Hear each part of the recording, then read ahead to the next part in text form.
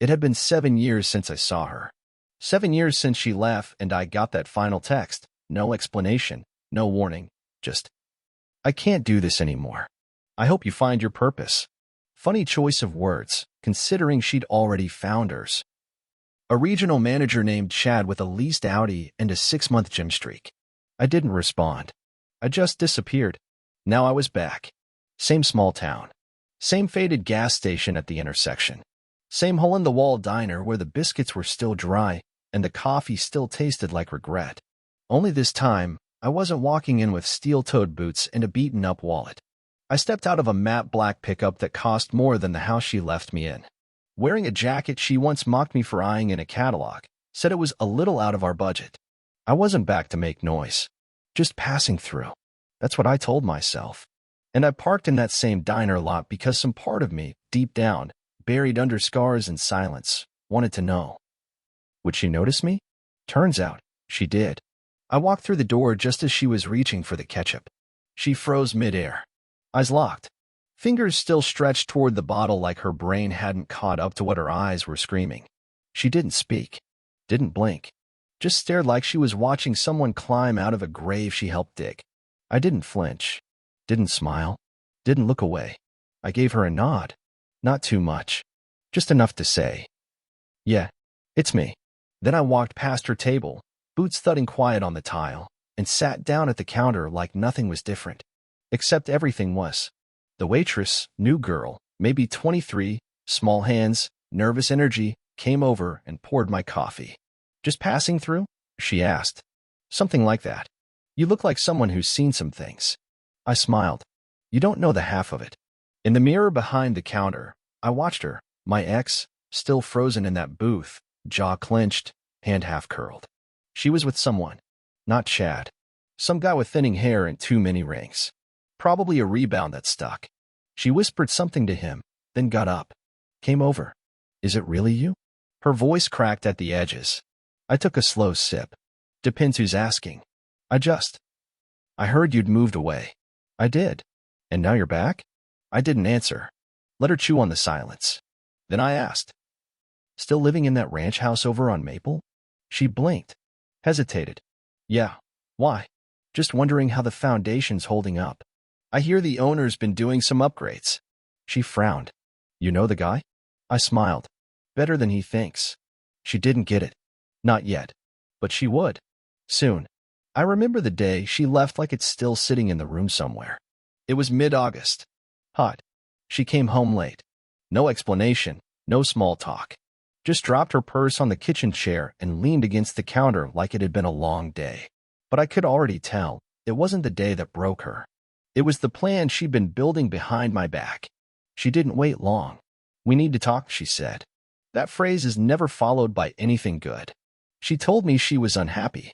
Said she didn't feel like she was growing anymore. Said I'd changed, grown distant, bitter, like I was shrinking into myself. She said the business failing had shifted the energy in the house. Energy. That's how she described the foreclosure. The sleepless nights. The skipped dinners while I drove across counties trying to land subcontract work. She didn't mention Chad right away. Didn't have to. I'd seen the signs weeks before. The late-night showers. The new perfume. The text she smiled at, then flipped her phone over. I didn't confront her back then because I was still fighting to hold the rest of my life together. One storm at a time. She said she needed space to breathe. I asked her if she wanted a break. She said, "I need to be with someone who sees my potential." That was it. Not, "I love you." Not, "I wish things were different." Just potential. Like she was a stock and I wasn't buying fast enough. The bags were already packed. 2 suitcases by the door I hadn't noticed until then. She kissed my cheek, wiped a tear that never fell, and walked out like she was doing me a favor. Didn't even take the dog. Just said, "I think you need stability right now." Stability. After she just ripped the floorboards out of the life we built. She moved in with Chad less than a week later. Didn't even try to hide it. I saw the photos. The gym selfies. The healthy couple glow-up posts. Her smiling in the passenger seat of a new car that wasn't hers. Him grinning with the caption, "Upgrade season." She deleted me from her life like I was a credit card she'd paid off and didn't want anymore. Except she forgot one thing. Debts don't disappear. They collect interest. And I was done paying. After she left, I didn't beg, didn't text, didn't call her family trying to win her back. That's what she expected. A man on his knees, humiliated, crawling back with an apology for not being the upgrade she wanted. But I've never begged for what's already decided. For the first time in years, I had silence. No one tossing passive-aggressive sighs across the kitchen. No phone buzzing at 1:17 a.m. with Do Not Disturb conveniently turned on. No double life playing out 6 feet from where I slept. It hurt. Of course it did.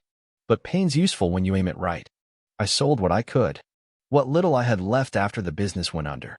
Tools, equipment, the beat-up trailer I used to keep spare parts in.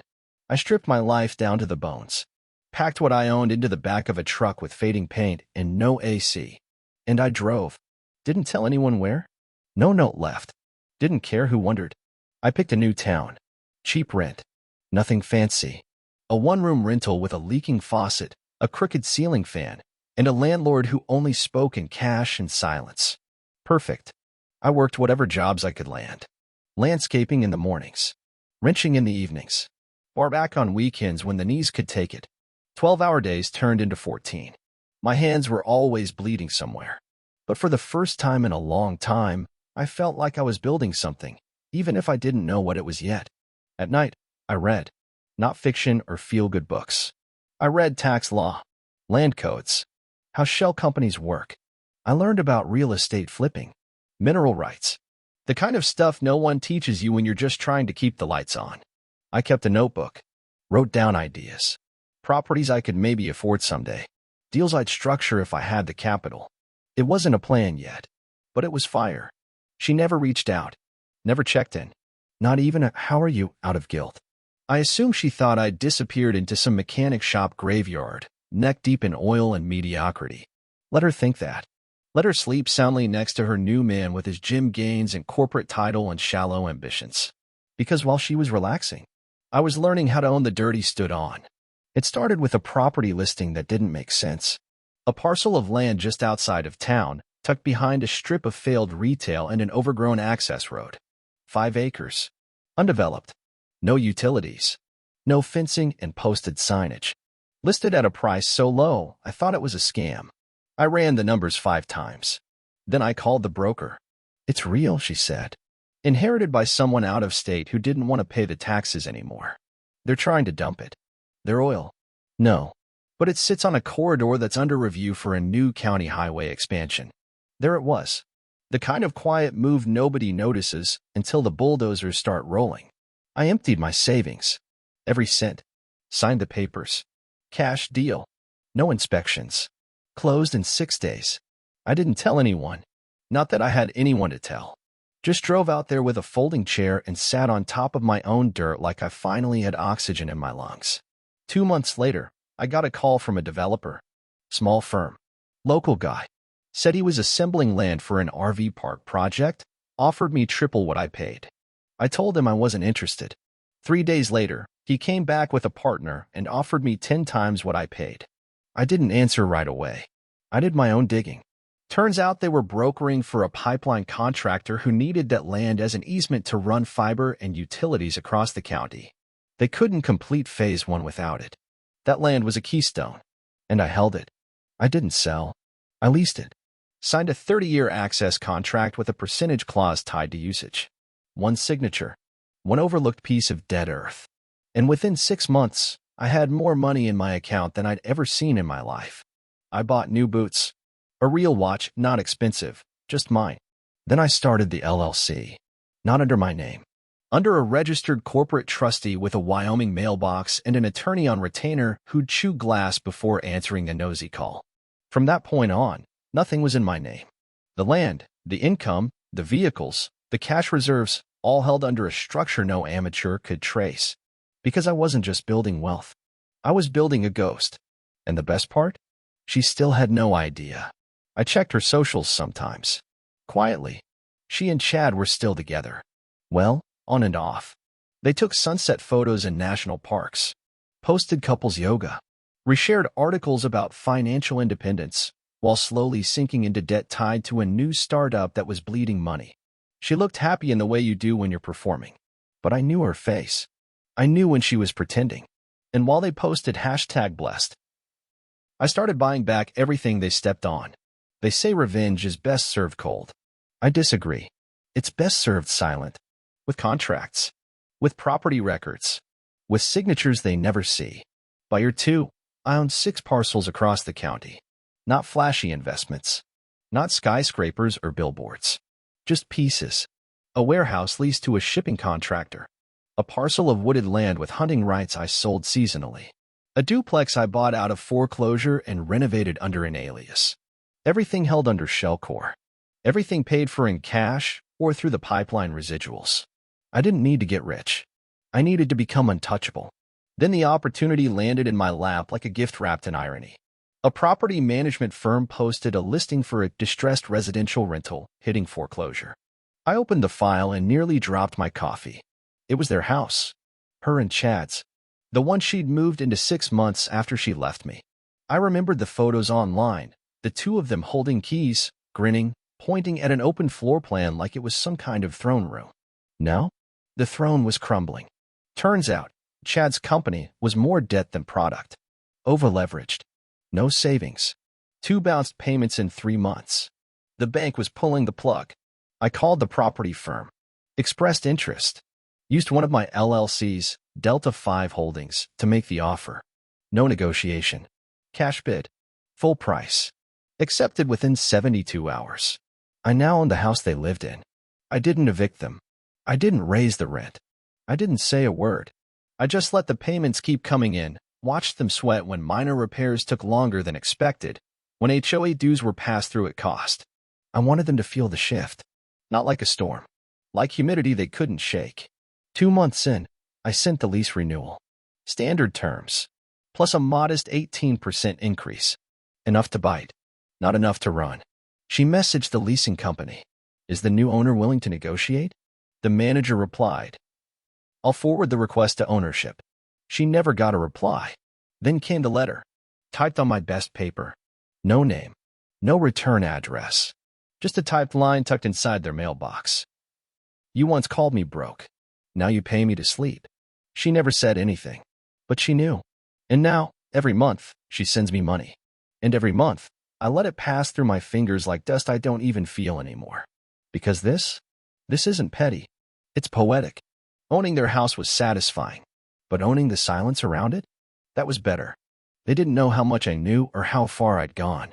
So I kept pushing. Quietly. First thing I did was pull their HOA compliance logs. I found 3 violations. Nothing serious. Just small things. Unapproved fence stain. Trash bin visible from the road. Noise complaints from a backyard party. I didn't issue fines. I issued warnings, formal ones. Cold, legal, stacked. They didn't know the owner was me, but they knew the owner had eyes. Next, I reached out to a real estate blog run by a guy I once helped fix a burst pipe on one of my rental units. I pitched him a story. What happens when millennial couples overextend and try to fake financial freedom online? He bid. Asked for examples. I sent links. Screenshots. Her public posts. His business reviews. The side-by-side contrast between what they showed and what the bank records suggested. He ran it as a case study. Didn't name them. Didn't need to. Anyone who knew them recognized the patterns. Their friends stopped commenting. The yoga friends stopped sharing their posts. Even Chad's brother unfollowed them after the second follow-up story dropped, the one about the eviction rate in influencer zones. They weren't named, but their street was. Their house. Their backyard. She posted something cryptic. People will try to drag you down when they realize they don't matter anymore. I screenshotted it. Filed it. Laughed. Because I didn't want to matter. I wanted to be everywhere she looked, but nowhere she could point to. Then came the final layer, the job. She'd picked up contract work doing brand content for a local boutique chain, some startup trying to blend luxury candles and healing energy. I bought the strip mall where the boutique rented space. Not directly. Through a retail trust once seeded 6 months earlier. I didn't raise the rent. I changed the lease policy. No sublets. No on-site filming without written approval. No sponsored content within 50 feet of the storefront. Her job dried up in 3 weeks. She emailed management. Who owns this building now? She got a one-line response. Ownership prefers to remain anonymous. I wasn't just pulling strings. I was the strings. And she had no idea how far they reached. It happened on a Thursday, late afternoon. I had just pulled up to a development site 2 counties over, one of the newer acquisitions, land I planned to flip, when I saw a black SUV idling at the gate. At first, I didn't think anything of it, until the door opened, and she stepped out. Same walk, same eyes, different energy. Gone was the empowered version she'd posted online for years. No forced smile, no champagne in hand. Just her, standing there in a coat too thin for the wind, like someone who'd run out of plans. She didn't speak for a moment, just looked at me, mouth slightly parted, like she wasn't sure if I was real or just something she'd been rehearsing for in her head. You bought everything, didn't you? She finally said. No greeting, no smile, just that. I didn't answer. I let her stew in the silence. Because if she figured it out, it meant I'd done it right. The rent, the management company, the lease conditions, the boutique space.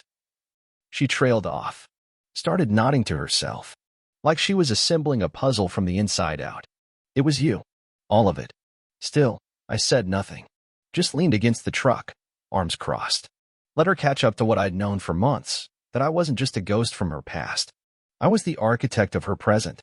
Why? She asked. And this time, she looked tired. Not angry. Not manipulative. Just empty. Why would you go through all of this just to screw with me? I finally looked her in the eye. Screw with you. I repeated. No. That's what you did. I moved on. No. You moved up. Or thought you did. Chada is broke. And gone.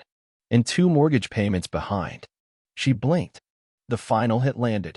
You wanted someone better, I said. You just didn't realize I'd become him. Her lips trembled. I saw it, just for a moment, that flicker of recognition. That understanding that the man in front of her wasn't the one she walked out on. This one didn't need her to leave. He made her irrelevant on his own. So what now? She asked. You've made your point. I nodded. I have. You're just going to keep punishing me? No. I'm going to forget you. She flinched harder than if I'd slapped her. Because that's the one thing she never expected. To become invisible. She stood there another few seconds, like maybe she'd think of something else to say. A way to spin it. A closing line. A hook. But I didn't give her the stage. I got in the truck. Turned the ignition. Pulled away. No goodbye. No look back. Because I wasn't interested in hurting her. I was interested in erasing her. After that day at the gate, she didn't show her face again. Not in person. But the signs of unraveling started showing up fast. Her name came off the boutique's contact page. Her curated feed went dark, no soft life aesthetics, no quotes about resilience, no yoga poses on rooftops. She went quiet. And that told me everything. I didn't rush the final step. I waited 6 weeks. Let the silence settle like dust on an unused bookshelf. Then I called the leasing firm and submitted the non-renewal. When the lease expired, I didn't offer an extension. Didn't give her notice. Didn't even send her name on the letter. I addressed it to tenant. Just like she treated me, generic, replaceable, unclaimed. She emailed. Can we talk? No. She followed up. I just want to understand what happens next. Easy. You leave. She left 2 weeks early. Didn't even wait for the final day. A moving truck came at 6 a.m. sharp. Her boxes were piled up sloppily. Some cracked. Some taped too tight. The past 4 years of her life packed into cardboard. She didn't wave goodbye. She didn't slam the door. She just vanished. Again. Only this time, I didn't lose a thing. Later that week, I went by the property. She'd left behind a few things, a broken vase, a scarf, a cookbook she once posted about like it changed her life. I dropped them all in a trash bag, then opened the closet and found the last item. A framed photo. Us. Years ago. Before the cracks. Before Chad. Before the silence. I took the photo out of the frame, tore it clean down the middle, and set it gently in the garbage. I didn't burn it. Didn't stomp on it. I just removed it from my life the way she removed me from hers. Casually. Completely. The walls felt better without her in them. Even the air. It was mine again. And I was done treating it like she had a right to take up space inside it. That was the last loose thread. The final drawer emptied. No voicemail. No keepsakes. No, maybe someday left behind. I didn't move on. I moved away. After she was gone, everything got quieter. Not just the house, the inside of me. No more knots in my stomach when my phone lit up. No more wondering if the person next to me was building a future or planning an escape. The silence wasn't empty. It was clean. I didn't fill it with someone new. Didn't get a dog. Didn't go on dates. Didn't post vague quotes about growth. I didn't need to. I had work. The land deals grew. I picked up 2 more parcels across state lines, old farmland with dried-up wells. Everyone said they were worthless. I knew better. Those worthless tracts sat on rights to something deeper: mineral leases, old contracts left in legal limbo. I dug. I researched. I tracked down families who forgot they even owned a share. And I bought them out. Quietly. One by one. 6 months later, a utility company made an offer for the easement. 7 figures. I didn't flinch. Just signed the papers and transferred the LLC holding the rights into another trust. The money never hit my personal account. Never triggered a tax flag. Didn't even touch my name. Because now, I didn't own anything. But I controlled everything. I built something new, not flashy, not loud. Just unshakable. A small compound in the hills. Clean, steel-framed. Big windows. No memories. No ghosts. Just tools, maps, plans, and silence. Sometimes I worked 12 hours straight and didn't look at a clock. Not because I was grinding. Because I didn't want to stop. People who knew me before started asking questions. Where have you been? What happened to you? You win the lottery or something? I just smiled. Let's say I made better bets this time. They didn't press. You don't press a man who disappeared and came back colder than concrete and 10 times harder. She showed up in my inbox once. Not directly. A connection request from a new account. No profile picture. Just the initials. I deleted it before I opened the message. Because rebuilding isn't just about money or structure or spreadsheets. It's about refusing entry. Not just into your house. Into your head. Everything she touched was replaced. Every dollar she cost me was multiplied. Every room she once breathed in now had better air. I didn't need her forgiveness. Didn't need an apology. I didn't even need her to see what I'd become. Because the only thing that mattered now? She couldn't touch it. I don't talk much about the past anymore. Not because it hurts, but because it doesn't matter. It did its job. It broke me open, and then it built something stronger in its place. Most people who get cheated on spend the rest of their lives trying to prove they were worth staying for. I didn't. I made sure I was worth losing. The empire's small by rich man standards, but every piece of it is sharp, tight, self-reinforcing. I own land across 4 states. I have teams on call who don't know my name, just the initials of the firm they answer to. Everything I do, every dollar I earn funnels through layers deep enough to outlive me. And when I'm gone, it doesn't go to a spouse, or a new partner, or anyone I settled for. It goes to the foundation I named after my father, the one who taught me how to use a wrench before I can spell the word legacy. It helps kids who've been thrown away by parents, partners, people they trusted. Because I know exactly what it's like to be left in the ashes with no blueprint and no backup. Sometimes I get messages from people who knew us back then. They say she moved out west. Try to rebrand. Wellness coaching. Crystal sales. A podcast about learning from past mistakes. Someone sent me a clip once. I didn't click it. Because I don't need to know what she sounds like now. I already know what silence sounds like. And it's better. I kept one thing. The first check I ever got from that pipeline lease. Framed it. Hung it in the entryway of the house no one else lives in. Above the frame is a plaque that reads, "She called me broke. Now she sends rent to a P.O. box she'll never trace." That's the real legacy. Not revenge. Precision. Not forgiveness. Irrelevance. She thought I'd fall apart when she walked out. Instead, I built a world she'll never get back into. Not even as a memory.